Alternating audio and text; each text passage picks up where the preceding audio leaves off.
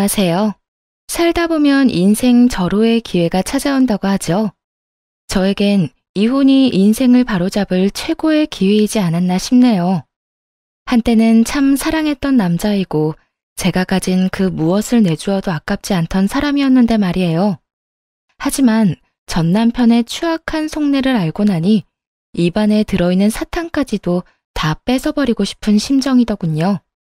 친정아빠가 주변 사람들을 의심하고 또 의심할 땐 왜 무턱대고 사람을 의심하냐며 그렇게나 못마땅해 했었는데 말이죠. 많은 일을 겪고 난 지금에서야 왜 아빠가 그렇게까지 돌다리를 부서져라 두드리고 건너는지 알 것만 같더라고요. 10길 물속은 알아도 1길 사람 속은 모른다더니 그걸 경험을 통해서 누구보다 더 정확하게 깨닫게 되었네요.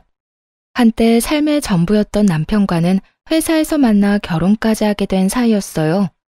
저희가 일했던 회사는 친정아빠가 운영하던 작은 중소기업이었는데 아빠의 삶이 녹아있던 그곳에서 남편을 만나게 되었던 것이죠. 성실한 모습에 예의가 몸에 밴 남편의 모습이 참 보기 좋더라고요.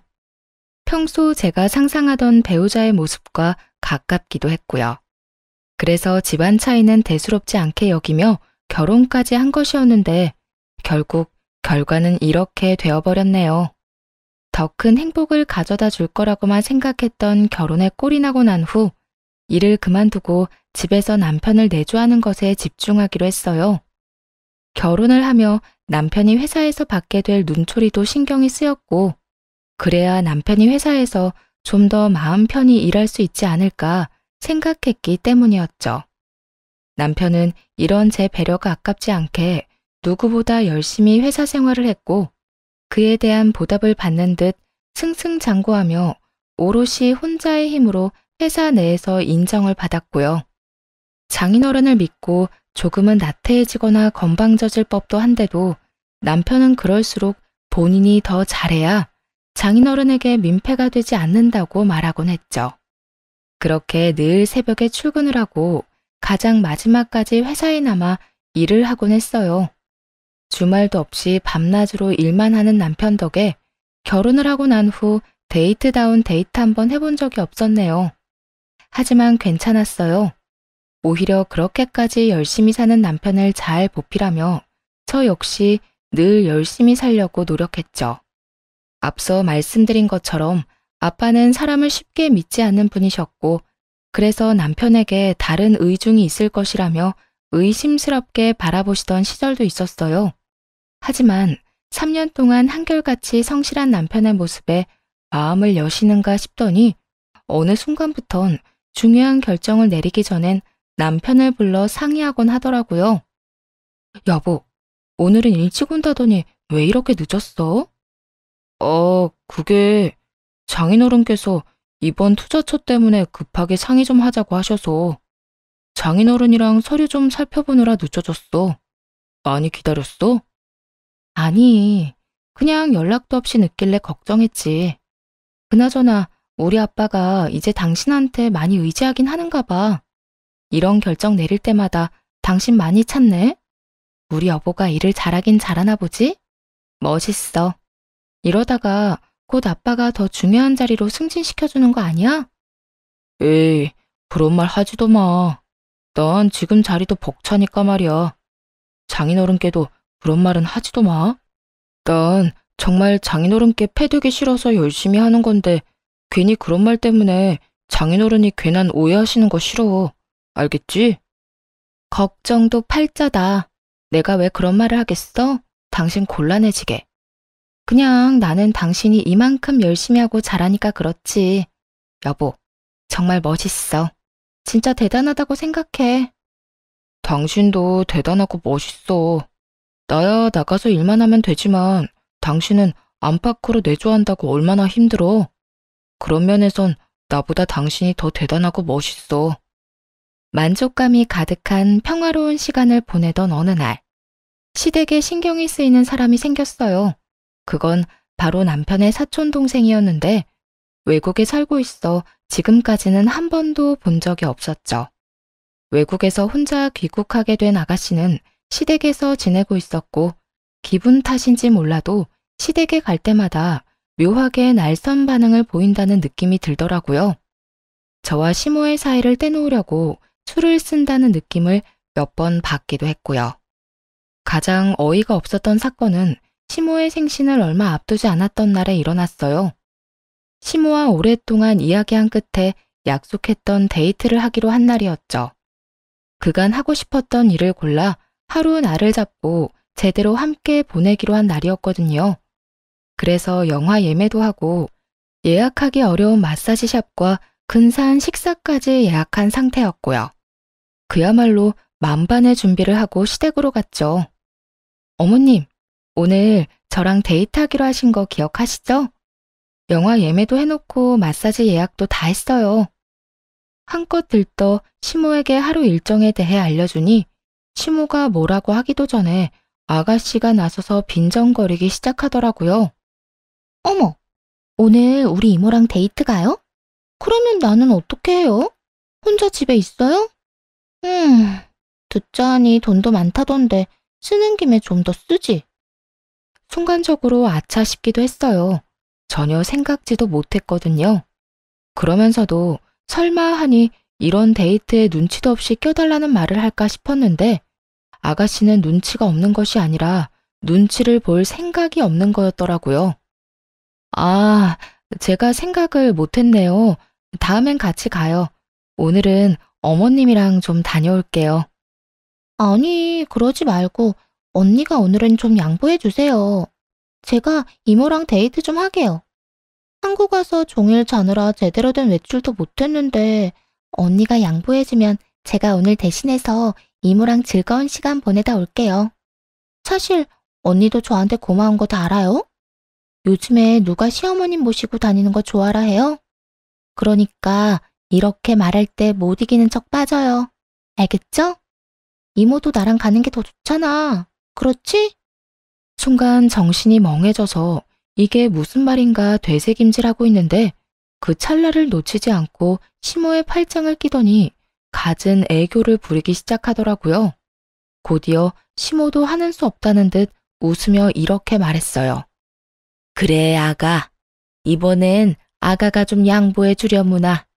우린 다음에 또 가도 되지만 얘는 언제 다시 외국으로 들어갈지도 모르는데. 있을 때 좋은 추억 만들어주고 싶어서 그래.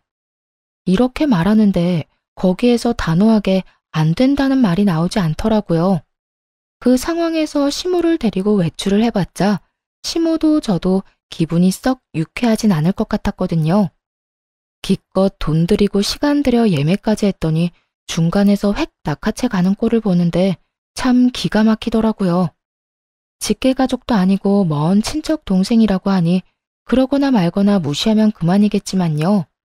그래도 남편이 친정에 잘하는 만큼 저 역시 시댁에 잘하고 싶다는 마음이 컸던 터라 그냥 넘길 수만은 없었어요. 시모와 잘 지내기 위해서 일부러 시간을 내어 시댁에 가는 것인데 그때마다 아가씨라는 장벽이 가로막고 있다는 느낌이 드니 기분이 나쁜 것도 사실이었고요. 하지만 처음에는 참았죠. 그렇게 여러 번 참다 결국 남편에게 이런 고민을 털어놓게 되었어요. 여보, 있잖아. 어머님 댁에 당신 사촌동생. 어? 걔가 왜? 아가씨가 아무래도 날 별로 안 좋아하는 것 같아. 내가 어머님 댁 갈 때마다 조금씩 트집을 잡기도 하고 어머님이랑 기껏 약속 잡아놓으면 꼭 아가씨가 급한 일이 있다며 어머님을 모시고 가버리더라고. 아니면 우리 약속에 같이 와서는 나만 겉돌게 만들거나 그래. 처음엔 내가 너무 예민한 건가 싶었는데 매번 같은 일이 반복되니까 나도 슬슬 기분이 나빠지려고 해서 말이야. 그렇다고 내가 직접 뭐라고 하기엔 증거도 없고 치사해 보이기도 하고. 그런데 또 그냥 참기엔 이건 너무 아닌 것 같아서. 어떻게 생각해? 이야기를 들은 남편은 더 화를 내며 자신이 해결하겠다고 큰 소리를 치더군요. 참기는 왜 참아 당신이. 당신이 그렇게 느낀 거면 걔가 그런 상황을 만든 게 분명할 건데 당신 말대로 당신이 나섰다간 괜히 분위기 이상해질 수도 있으니까 내가 잘 이야기해서 집에서 내보낼게. 당신은 아무 걱정도 하지 마. 원하던 대답이긴 했지만 막상 남편이 그렇게 말하니 마음이 또 불편하더라고요. 듣기론 아가씨 혼자 귀국한 이유가 외국에서 지내다 우울증이 심해져서였다고 했거든요. 그래서 혼자 지내지 않고 시댁에서 보살피기로 했다고요. 그런 아가씨를 저 때문에 내보냈다가 혹시나 엄한 일이라도 일어난다면 큰일이었으니까요. 아니, 아니야. 아무리 그래도 집에서 내보내는 건 아닌 것 같아. 그렇지 않아도 우울증 심해서 하던 일도 공부도 그만두고 왔는데 혹시나 혼자 지내다가 무슨 일이라도 생기면 어떡해 해. 하긴, 그렇긴 하네. 그것까진 생각 못했네. 그러면 일단 내가 잘 이야기해볼게. 당신 곤란하지 않게 말이야. 남편이 알아서 해보겠다고 한 후 이야기가 잘 된 것인지 더는 저에게 나를 세워 대하지는 않더라고요. 여전히 시모와의 사이에 껴있던 느낌이 들긴 했지만 전처럼 심한 것은 아니었어요. 그래서 이 정도야 제가 더 잘하면 된다는 생각으로 시모에게 일부러 살갑게 굴곤 했죠. 하지만 이 일이 잘 해결되고 난 후 큰일이 생겼어요. 그건 바로 친정아빠가 갑작스럽게 입원을 하게 된 것이었죠. 나이가 있으시니 가끔 몸이 좋지 않으면 입원을 해 쉬시곤 했는데 이번엔 어디가 많이 안 좋으신 건지 여러 검사들을 받으며 입원 기간이 길어지더라고요. 엄마, 아빠 어디 많이 편찮으셔? 입원한 지가 언젠데 퇴원은 고사하고 왜 아무 말도 안 해주는 거야? 나 진짜 답답해, 겁도 나고. 겁날 것도 많다 많아. 아직 검사 결과가 안 나와서 그래. 이번에 검사를 많이 해서 그런가 결과 나오는데 시간이 꽤 걸리네. 그러니까 너무 걱정하지 말고 넌 네 할 일 하고 있어. 자세한 건 나중에 이야기하자, 천천히. 어느 하나 명확하지 않은 엄마의 대답은 더욱 불안하게 만들었고 무서운 생각도 들어 걱정만 늘어가고 있었어요. 딸바보라 소문난 아빠의 사랑을 듬뿍 받고 자랐던지라 온통 아빠에게 신경이 곤두서 있던 상황이었죠. 그런데 그 와중에 남편이 점점 이상하다는 느낌이 들더라고요. 여보, 오늘 나 병원 갈 건데 당신도 같이 갈래? 난 오늘 일 때문에 중요한 약속 있는데. 왜 그 있잖아. 중요한 거래처 사장님이랑 요즘 조율하고 있다고 했던 거. 그 일로 오늘 만나기로 했어. 아, 그거? 그런데 그건 저번 주에 마무리했다고 하지 않았나? 그 일 때문에 당신 늦는다고 하고 새벽에 들어왔었잖아. 그때 분명히 마무리했다고 들은 것 같은데? 그게 내 착각이었지 뭐야? 난 충분히 좋은 쪽으로 마무리됐다고 생각했는데 상대방 생각은 다르더라고. 그래서 오늘 다시 만나 뵙기로 했어. 처음엔 저보다도 자주 병원에 들락날락하던 사람이 이런저런 핑계를 대며 병원의 발길을 끊어버리기도 했고 시댁을 핑계 삼아 외박을 하는 날도 생겨나기 시작했어요. 여보, 오늘도 많이 늦어? 오늘 엄마한테 좀 다녀와야 할 것 같아. 며칠 전에 연락이 왔는데 아들 얼굴 까먹겠다며 오라고 성하셔서 말이야. 무슨 일 있는 것 같기도 하고 아마 전화로 할 말은 아닌 것 같고 얼굴 보고 해야 할 말 같아서 오늘 가보려고. 아, 그래? 그러면 나도 오늘 어머님 댁으로 가 있을까? 그러고 보니까 내가 요즘 아빠 때문에 어머님을 전혀 신경 못 썼네. 그런데 무슨 일인 거지? 큰일이라도 생기셨나? 아니야. 당신은 그냥 장인어른 병원이나 다녀와서 집에서 푹 쉬어. 그렇지 않아도 신경 쓸 일 많은 사람이 시댁까지 왜 챙겨? 우리 엄마 그렇게 이해심 없는 사람 아니니까 당신은 그냥 쉬고 나 혼자 다녀올게. 아니다. 오늘 간 김에 하루 자고 거기서 바로 출근할 테니까 당신은 내 밥 걱정하지 말고 푹 쉬어. 걱정을 하지 말라고는 해도 걱정이 될 만한 상황이었어요. 시댁에 일이 있다. 혹은 시모가 찾는다는 이유로 시댁에 가는 날은 잦아졌거든요. 더구나 막상 다녀와서는 무슨 일 때문인지 이렇다 할 설명도 없었고요. 아무리 제가 친정일 때문에 정신이 없다고는 하지만 그게 아니라 정말로 말하지 못할 법한 큰일이라도 생긴 것은 아닌지 어느 순간부터 걱정이 되기 시작했네요. 그래서 시모에게 전화를 걸어 상황을 떠보기로 했어요. 어머님, 잘 지내시죠? 그럼, 난 잘 있지. 사돈 어른은 어떠시니? 아직 병원에 계신다고 들었는데. 네, 아직 병원에 계세요. 이런저런 검사 다 받으시고 결과 기다리고 계세요. 댁에는 별일 없으시죠? 몸은 좀 어떠세요? 응, 난 아픈 곳도 없고 별일도 없어. 넌 너나 걱정하려무나. 요즘 병원 왔다 갔다 하느라고 마음고생 심하지? 이럴 때일수록 네 건강은 네가 챙겨야 하는 거야. 입맛 없어도 끼니는 꼭 챙겨 먹고. 알겠지? 네, 어머님. 혹시나 집에 무슨 일 있으면 꼭 연락해 주세요. 혹시나 저 생각해서 숨기지 마시고요. 그래, 알겠어. 혹시나 네 도움 필요한 일 있으면 꼭 연락할 테니 걱정하지 말거라. 시모의 목소리는 밝았고 무슨 일을 숨긴다고 하기엔 태연하기까지 했어요. 하지만 남편은 이런저런 일이 생겼다며 시댁에서 자고 온다고 했었고 점점 그런 남편이 이상하다고 생각했죠. 평소에 저였다면 그때 바로 뒷조사를 하든 추궁을 하든 했을 텐데 그 당시에는 그저 그럴 만한 일이 있겠지 하고 안일하게 넘겼어요.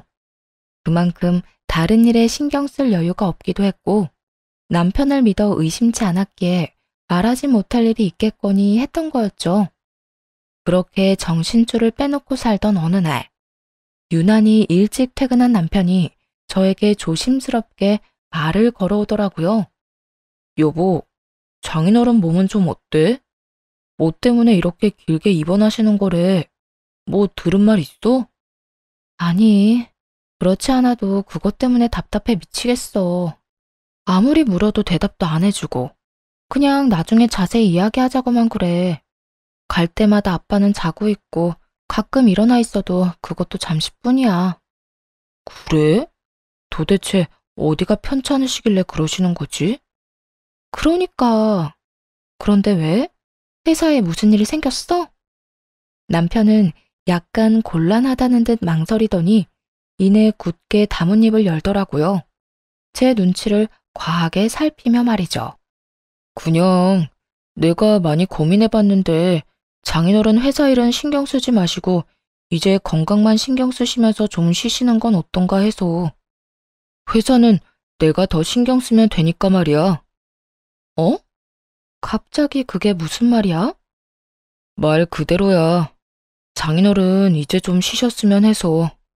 사실은 회사 내에서 이런저런 말이 자꾸 나와. 계속 찾아와서 나보고 회사를 맡으라고 직접적으로 이야기하시는 분들도 계시고 말이야. 회사를 창립할 때부터 시작해 지금껏 오랫동안 아빠와 함께 해주신 분들이 계셨는데 그분들이 그런 말을 꺼냈다고 들으니 생각이 많아지더라고요. 건강상의 문제로 인한 아빠의 부재, 그리고 조금은 의미심장한 남편의 제안. 좀 더 남편의 마음을 자세히 알기 위해 이것저것 남편에게 묻기 시작했죠. 그런 말까지 당신한테 한단 말이야? 나한텐 아무 연락도 없으셔서 전혀 몰랐는데. 당신한텐 아무래도 말하기가 그랬겠지. 나한텐 예전부터 그런 식으로 말씀하시곤 하셨어. 처음엔 내가 그럴 만한 그릇도 되지 않는데 왜 그러시나 싶기도 했어. 그런데 장인어른 입원 기간이 길어지니까 그런 말이 귀에 들어오기 시작하더라고. 회사를 함께 일으키신 분들이 찾아오셔서 그런 말씀을 계속 하시니까 몸둘 바를 모르겠으면서도 한편으론 잘할 수 있다는 용기도 생기고 말이야. 당신도 잘 알잖아. 나 당신이랑 결혼하고 얼마나 열심히 회사를 위해 살았는지. 그러니까 당신이 장인어른께 잘 좀 이야기해주면 안 될까? 장황하게 설명하긴 했지만 결론은 아빠 회사를 물려달라 이거더라고요. 여러 생각으로 머릿속이 복잡해져서 일단은 대화를 마무리해야겠다는 생각을 했어요.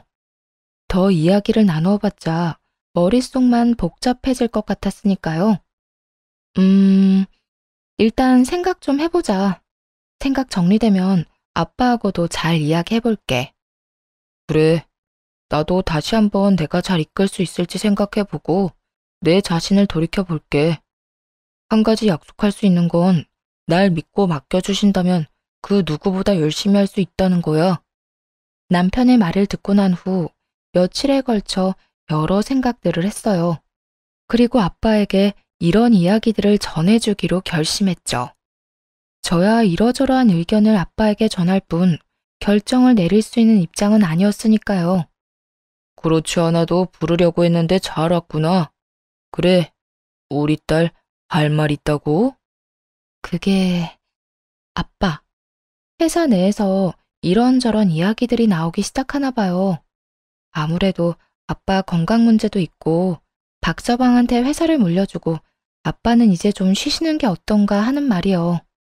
저도 이런저런 생각을 많이 해봤는데 아빠 생각은 어떤지 궁금해서요. 그래? 그렇지 않아도 박서방 문제로 상의할 것이 있어서 부르려고 했는데 통한 것 같네, 딸. 그날 아빠와 전 여러 이야기들을 나누었고 아빠는 변호사와 남편을 불러 유언장을 쓰기 시작했어요. 유언장엔 아빠가 돌아가시거나 그와 유사한 상황이 오면 남편이 회사를 맡게 된다는 내용과 함께 여러 재산을 남편에게 상속한다는 내용이 있었죠. 아빠가 유언장을 작성하는 걸 본 남편은 눈물까지 글썽이며 감사하단 말을 아끼지 않더라고요. 장인어른, 정말 감사합니다. 믿고 맡겨주신 만큼 열심히 실망하지 않으시도록 제가 열심히 배우고 잘 이끌겠습니다. 후후, 박서방, 잘 부탁하네. 아직은 내가 사장 자리를 지키고 있긴 하지만 내가 없으면 자네가 다 맡아 해야 할 자네 회사네. 그러니 부디 잘 이끌어주게.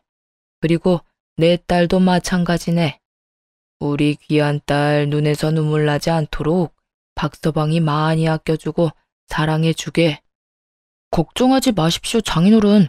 회사는 물론이고 제 와이프 눈에서 눈물 나는 일 절대로 없도록 하겠습니다. 아시지 않습니까? 이 사람을 저 자신보다도 사랑하고 아끼는걸요. 그러니까 다른 걱정은 하지 마시고 건강 하나만 신경 쓰시면서 지내주세요. 그래, 여러모로 자네를 믿어보겠네. 훗날 무슨 일이 일어나는지를 모른다면 참 아름다운 장면이었죠. 눈물을 글썽이며 아빠의 손을 잡은 남편과 그런 남편의 손을 두 손으로 감싸주고선 바라보는 아빠. 정말 드라마에서 보던 장면 아닌가요? 하지만 이런 드라마 같은 상황은 찰나와도 같았어요. 유언장을 쓰고 얼마 지나지 않아 엄마에게서 연락이 왔으니까요. 그 연락을 받은 건 다름 아닌 남편이었어요. 네, 장모님. 이렇게 일찍 무슨 일 있으세요? 박서방, 아무래도 마음의 준비를 하는 것이 좋을 것 같아서 전화했어. 그게 무슨 말씀이세요? 말 그대로야. 바깥 양반 얼마 못 버틸 것 같아. 갑자기 상태가 급격하게 나빠지기 시작하더니 지금은 의식이 없어. 병원에서 마음의 준비를 하는 게 좋다고 하더라고. 어떻게 이렇게나 갑자기... 장모님은 좀 괜찮으세요? 나보다 우리 딸이 걱정이네. 자네가 말 좀 잘해줘. 잘 위로해주고 말이야. 딸 목소리 들으면 말이 안 나올 것 같아 자네한테 연락했네. 네, 장모님. 걱정하지 마세요. 제가 잘 이야기하고 챙길게요. 마음 잘 추스르고 계세요. 제가 시간 내서 병원으로 갈게요. 그 연락을 시작으로 저의 일상을 비롯해 모든 것이 다르게 흘러가기 시작했어요. 남편은 점점 변해가더라고요. 하루가 멀다고 제 집처럼 오가던 병원은 발길을 끊어버렸고 상냥한 말투는 온데간데 없이 사라졌네요. 여보, 요즘 당신 좀 변한 것 같아. 무슨 일 있어? 좀 예민하다고 느껴지기도 하고 무심하다고 느껴질 때도 있어서 서운할 때도 있다고. 요즘 많이 힘들어? 서운? 당신이 애야? 별것도 아닌 일에 삐지고 서운하게? 그리고 나 요즘 바쁜 거 뻔히 알면서 그런 일로 서운하다는 말을 하고 싶어? 철이 없는 거야, 생각이 없는 거야? 그렇지 않아도 바빠서 몸도 마음도 힘든데 제발 집에서라도 마음 편히 좀 있자, 어? 당신이 이러니까 무슨 일 있냐고 묻는 거야. 요즘 내가 무슨 말만 하면 이런 반응이니까. 걱정돼서 건네는 말에 돌아오는 건 매번 날선 대답이니까. 입장 바꿔서 당신 같으면 이런 생각이 들지 않겠어? 어, 당신이 그렇게 느낀다면 내가 요즘 예민한 게 맞겠지. 그런데 내가 그렇게나 예민하게 굴면 좀 내버려 두면 안 되는 거야? 꼭 그렇게 일일이 쫓아다니면서 말 걸고 귀찮게 해야 해. 그냥 그런가 보다. 좀 피곤한가 보다. 하고 내버려 두면 되잖아. 이렇게 까칠해지는 것은 기본이었죠. 이게 다가 아니었어요. 어느 순간부터 점점 귀가가 늦어진다 싶더니 하루는 회사 근처에 지낼 곳을 얻었다고 하더군요. 나 회사 근처에 집 얻었어. 뭐? 왜? 바쁠 땐 새벽까지 일해야 하는데 매번 집에 왔다 갔다 하기 힘들어서. 어차피 집에 와도 씻고 옷만 갈아입고 바로 다시 나가야 하는데 그 시간 아껴서 잠이라도 좀 자면 좋잖아.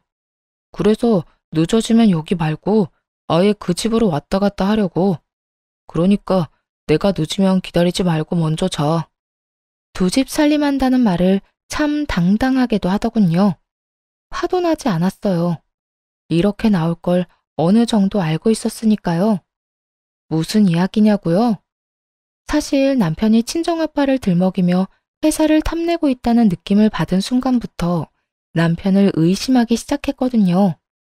그때 바로 남편의 뒷조사를 시작했고 그 결과는 상상도 한 적도 없던 것이었죠. 우선 남편은 회사 사람들의 권유를 받은 것도 아니었어요. 오히려 회사 내 오래된 분들을 직접 찾아뵙고 다니며 자신의 편으로 만들기 위해 온갖 애를 쓰고 있었더라고요. 때로는 큰 금액의 돈을 빼돌려 그분들을 회유하는 것에 쓰기도 했고요. 그것뿐만이 아니었죠. 더 어이가 없었던 건 시댁에 잠시 살기로 했다던 신경 쓰이는 그 여자였어요. 그러니까 아가씨로만 알고 있던 사람 말이에요. 사촌 동생이 아니었더라고요. 그 여자의 정체는 상간녀였어요. 정말 간도 크죠? 저도 들락거리는 시댁에 본인 사촌 동생으로 동갑시켜 숨겨뒀더라고요. 남편은 물론이고 시부모님들까지 모든 사실을 알면서 그런 거짓말로 저를 속이고 있었다니 정말 믿을 사람 하나 없다 싶었어요.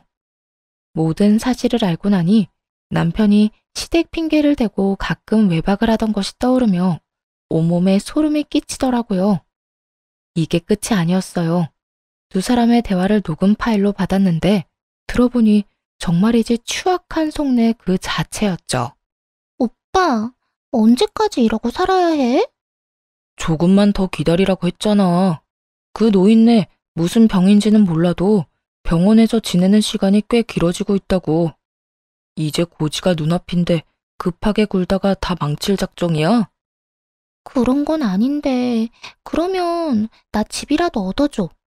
오빠 부모님은 좀 불편해도 잘해주시니까 그럭저럭 참을만 한데, 그 여자 올 때마다 미치겠다고. 올 때마다 어떻게 해서든 어머님께 잘 보이려고 알랑방귀 끼어대는데 아주 꼴 보기 싫어 죽겠어. 그러거나 말거나 신경을 꺼. 아예 방에 들어가 버리거나 그러면 되지. 그걸 왜 다 지켜보고 있어? 내가 말했지. 자기가 계속 예민하게 굴면 그 여자가 이상하게 생각할 거라고. 그러니까 이상한 말이나 행동하지 말고 그냥 신경 쓰지 마. 응? 오빠 같으면 그게 돼? 저러다가 어머님이 나 말고 저 여자 편을 들면 어쩌나. 그러다 오빠까지 나 버리고 그 여자한테 가면 어쩌나. 내가 얼마나 걱정인 줄 알아? 별 걱정을 다 한다. 그럴 것 같았으면 우리 집에 자기 들이지도 않았겠지. 그리고 우리 엄마 그 여자보다 자기 더 좋아해. 그 여자야 자기도 알다시피 우리 집 지갑인 거 알잖아. 나한테 돈도 주고 회사도 줄 통 큰 지갑 말이야. 자기는 지갑 보면 무슨 감정이 느껴져? 나도 마찬가지야. 아무 감정도 느낌도 없어. 애초에 사랑 같은 거 하지도 않았고 우연히 그 여자가 회사 사장 딸인 거 알고 결혼한 것뿐이라고. 그러니까 그런 걱정은 하지도 마. 하긴, 그래도 집은 얻어줘. 나 오빠랑 오붓하게 지내고 싶단 말이야. 그래, 그건 타이밍 봐서 얻어줄게.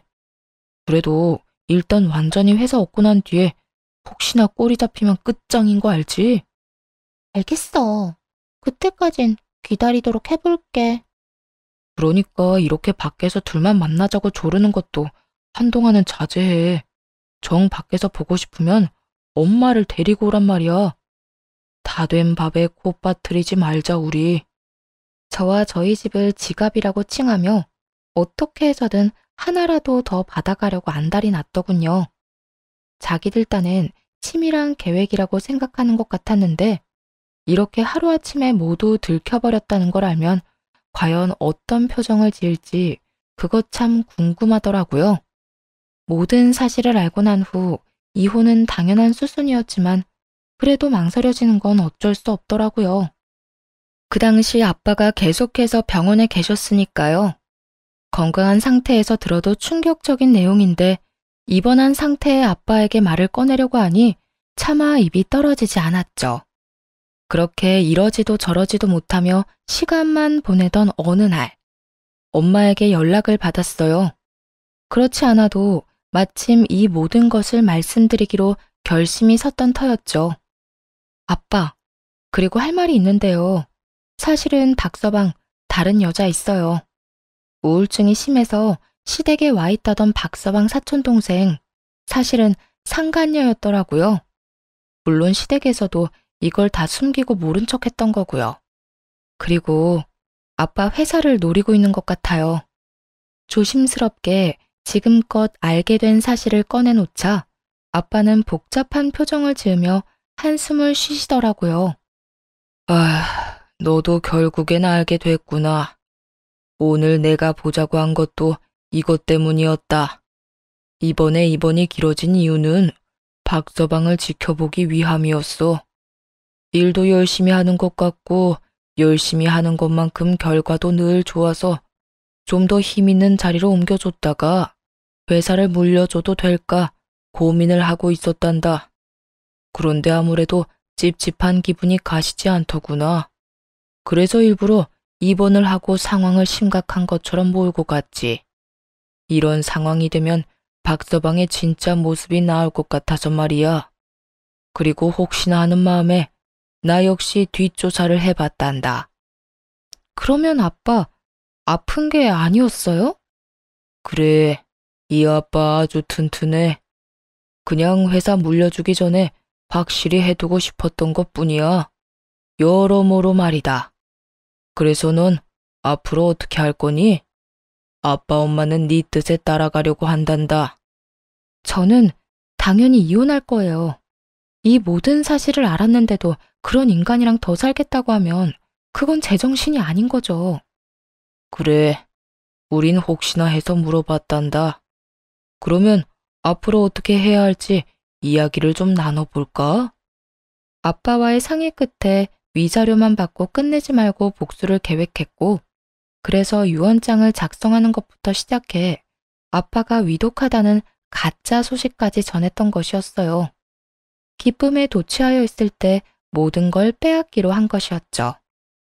예상대로 남편은 하루가 다르게 변해갔고 그런 남편의 모습을 지켜보며 저 역시 마음 정리를 빠르게 해 나가던 상태였네요. 우선 남편이 알고 있던 기존의 유언장을 수정했고 회사 돈을 얼마만큼 어디로 빼돌렸는지에 대한 조사도 조용히 진행했어요. 상간녀와 함께 살 집만 얻은 줄 알았더니 시댁 집까지 바꿔주었고 숨겨둔 외제차 2대까지 있더군요. 다시 뺏어오기도 쉽게 본인 명의로 말입니다. 이혼을 진행함과 동시에 경찰에 신고도 함께 했죠. 여러 소장들을 받고 나서야 남편은 제가 모든 것을 알았던 걸 눈치채곤 빌기 시작하더군요. 여보, 당신 지금 큰 오해하고 있어.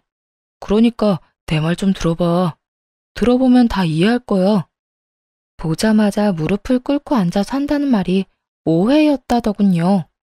감동도 없고 성의도 없는 말을 듣는데 어쩌다 이런 인간하고 여기서 이러고 있나 하는 생각마저 들었어요.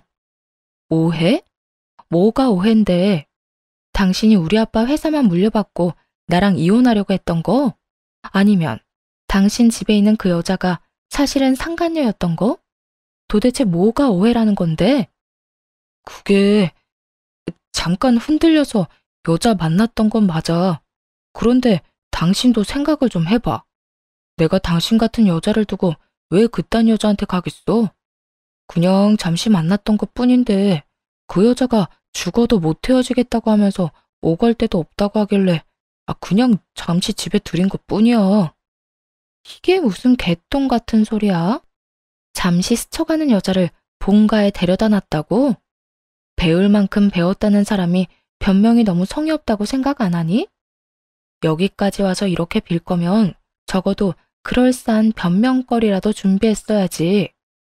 다 됐고, 그냥 우리 이혼해. 내가 다 잘못한 거 맞고 당신한테 주길 놈 맞는데 다른 건 다 해줘도 당신하고 이혼만큼은 못해. 절대 안 해. 그래, 당신 이럴 줄 알고 변호사 선임해뒀어. 당신이 뭘 어떻게 하든 이혼은 꼭 하게 될 테니까 그런 줄 알아. 경찰 조사는 아직이지? 당신 회사 돈 야금야금 가져다 쓴 것도 다 신고했으니까 그런 줄 알고 준비 잘해둬. 그리고 당신 부모님을 비롯해서 그 여자한테도 다 소송 들어갈 테니까 그런 줄 알고. 저를 찾아와 무릎을 꿇고 앉았을 때보다 더욱 좌절한 얼굴이었어요. 그도 그럴 것이 남편 놈은 앞으로 벌어지는 모든 일의 책임은 본인 혼자 짊어지면 된다고 생각했을 테니까요.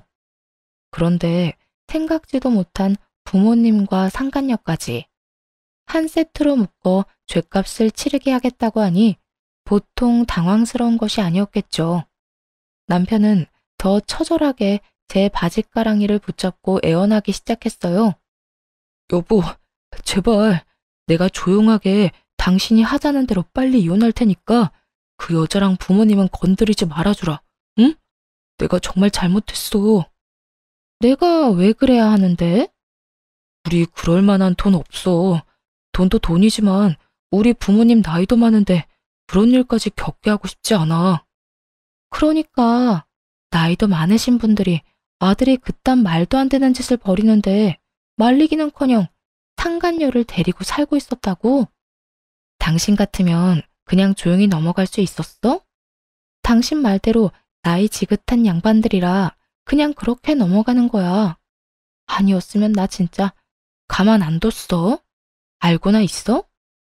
뻔뻔하게도 상간녀와 시부모를 감싸는 모습에 저는 고함을 꽥 질러버렸어요. 저에게 씻을 수도 없는 상처를 준 두 사람을 감싸는 인간 쓰레기의 모습에 더는 침착함을 유지할 수 없었으니까요. 함께 결혼 생활을 하며 이런 제 모습을 본 적이 없었던 남편놈은 꽤나 충격을 받은 표정이더라고요. 참 웃기지 않나요? 마음속으론 그깟 고함이 아니라 더 심한 상상을 오만 가지는 했는데 고작 그 고함 한 번에 그런 표정을 보였다는 게 말이에요. 여보, 정말 화 많이 났구나. 그걸 말이라고 하니? 넌 나뿐만 아니라 내 가족, 그리고 내 가족이 한평생을 갈고 닦은 터전까지 다 기만했어. 그런데 화가 많이 났냐고? 그런 당연한 걸 묻고 싶어? 내가 진짜 말도 다 하지 못할 만큼 잘못했어. 제발 이렇게 빌 테니까 한 번만 용서해줘. 그래, 장인어른. 장인어른 몸도 편찮으시고 의식도 없으신데 우리 이혼 소식까지 전해드릴 순 없잖아. 비록 의식은 없으셔도 다 듣고 계실 텐데. 가짜 유언장을 보고 난 후에는 아빠가 의식이 없거나 말거나 병원에 가는 일도 없던 남편놈이 아빠를 들먹이며 이혼을 막고자 애쓰더라고요. 사실은 아빠가 의식이 없다는 것조차 거짓말이란 사실은 꿈에도 모르고 말입니다. 고양이 쥐 생각하는 것도 아니고 우리 아빠 걱정을 그렇게 하는 사람이 회사 돈을 그렇게나 빼돌리셨어? 그건 사업자 여러 가지 쓰다 보니까 그렇게 됐어. 맹세하건대 나를 위해 쓴 돈은 단 하나도 없다고. 네 부모님 집 사주고 그 여자랑 살 집에다가 외제차 2대는 널 위한 돈이 아닌가 보네. 아, 당신이랑 말 섞으면 섞을수록 기분만 더 나빠지니까 그만 좀 하자. 그리고 당신이 그렇게 걱정하는 척하는 우리 아빠, 의식 똑바르고 아픈 것도 없이 아주 건강하셔. 그러니까 그 더러운 입에 우리 아빠 올리지도 마. 그제야 모든 것이 아빠가 마련한 마지막 관문이었다는 것을 깨달은 듯 하더라고요. 자신의 말대로 다 된 밥에 코를 제대로 빠뜨렸다는 사실까지도요.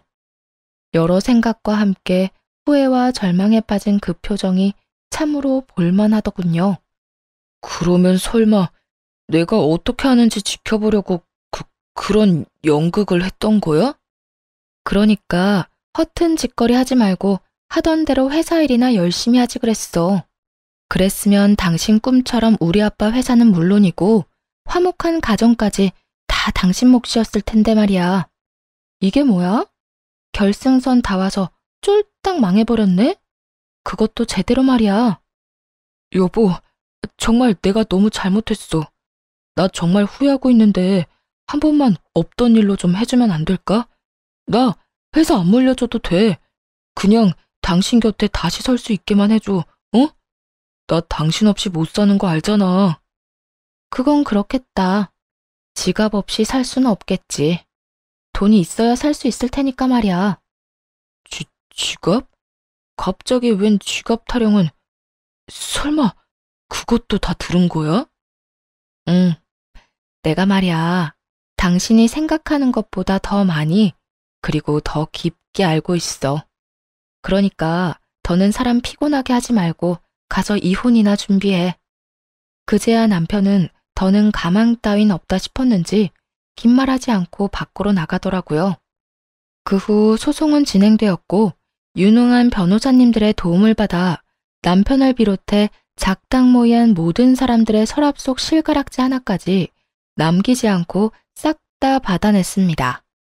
당연히 전 남편은 회사에서 쫓겨났고 구속까지 앞두고 있었죠. 워낙 증거들이 차고 넘쳐 그 누가 와도 막을 수 없는 수순이었거든요. 그렇게 이제 모든 것이 끝났다고 생각하고 있었는데 마지막까지 그 지긋지긋하고 양심도 없는 인간들이 저를 찾아오더라고요. 바로 전 시모와 상간녀 말입니다. 뻔하게도 전 남편을 용서해달라는 것이었는데 그 이유가 참 어이가 없더라고요. 저기, 아가, 내가 이렇게 용서를 비마. 나라도 정신을 차리고 우리 아들을 말렸어야 했는데 그땐 그 애가 괜찮다고 다 알아서 한다고 하니 눈을 감게 되더구나. 이런 소리나 하려고 여기까지 찾아온 건 아닐 텐데요. 얼른 할 말하고 가주세요. 얼굴 보고 있는 것만 해도 피곤해서요. 그래. 오늘 우리가 이렇게 온 이유는 말이다. 네 남편, 아니, 내 아들 좀 용서해주면 안 되겠니? 그간의 정을 생각해서 말이야. 이런 일이 있기 전까지 나는 물론이고 우리 아들과도 사이가 좋았었잖니.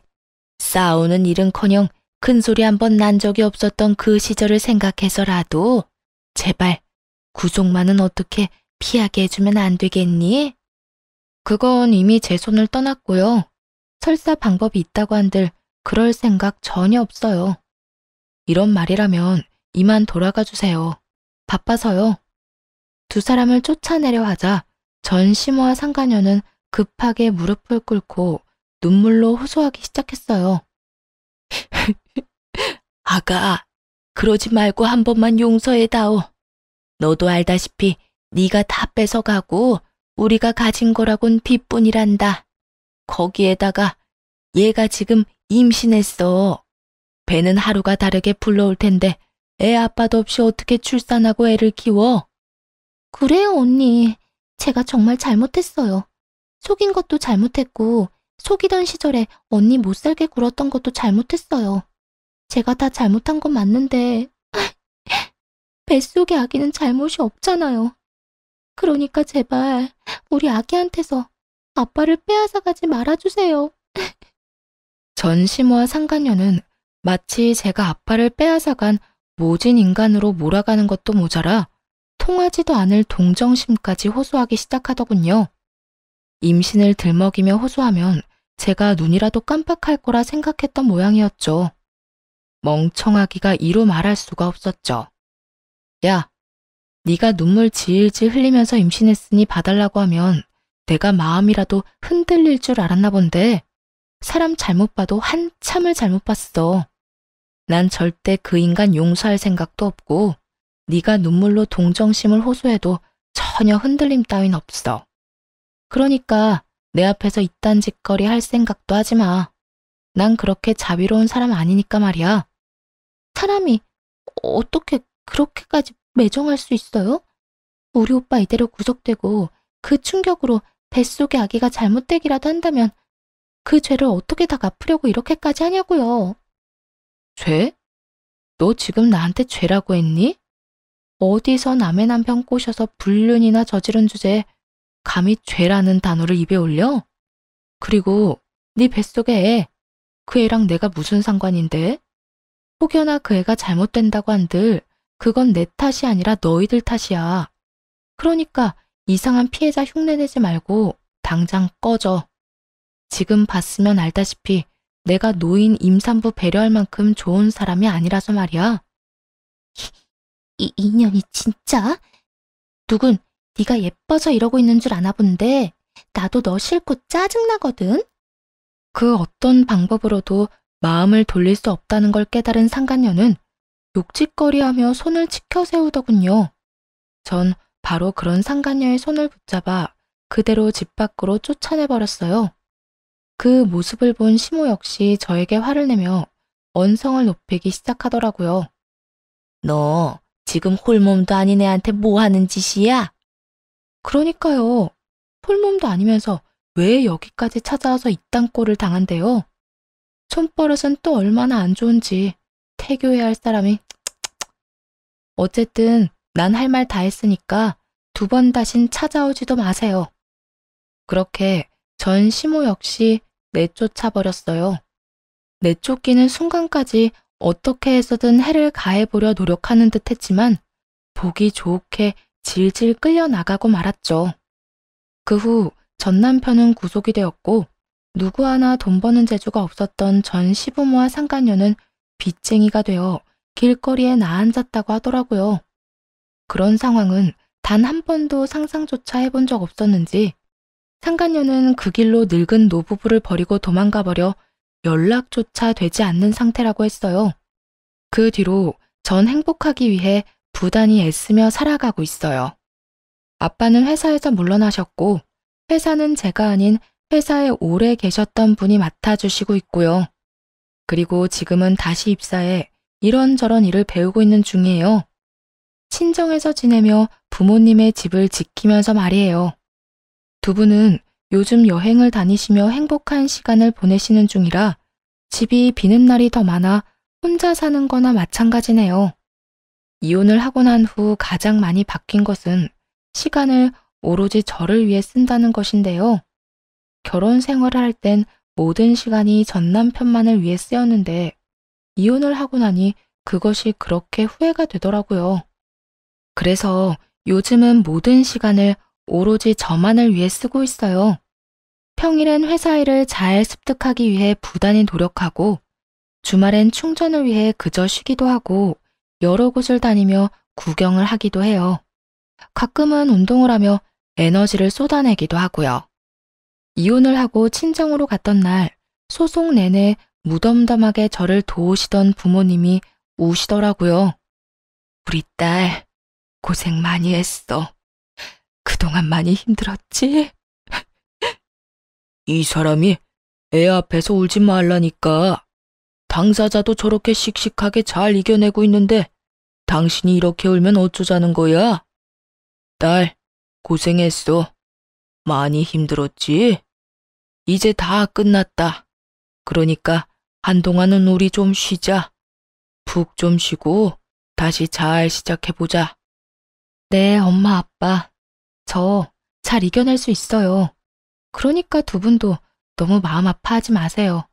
저는 정말, 정말 괜찮아요. 한번 무너졌던 우리 가족은 지금은 보란 듯이 잘 지내고 있어요. 아빠 말씀대로 저흰 긴 휴식기를 지나 평온을 찾았고요. 앞서 말씀드렸다시피 부모님은 부모님대로 저는 저대로 새로운 출발을 시작했으니까요. 그럼 저는 행복한 시간을 보내기 위해 물러가 볼게요. 제 긴 사연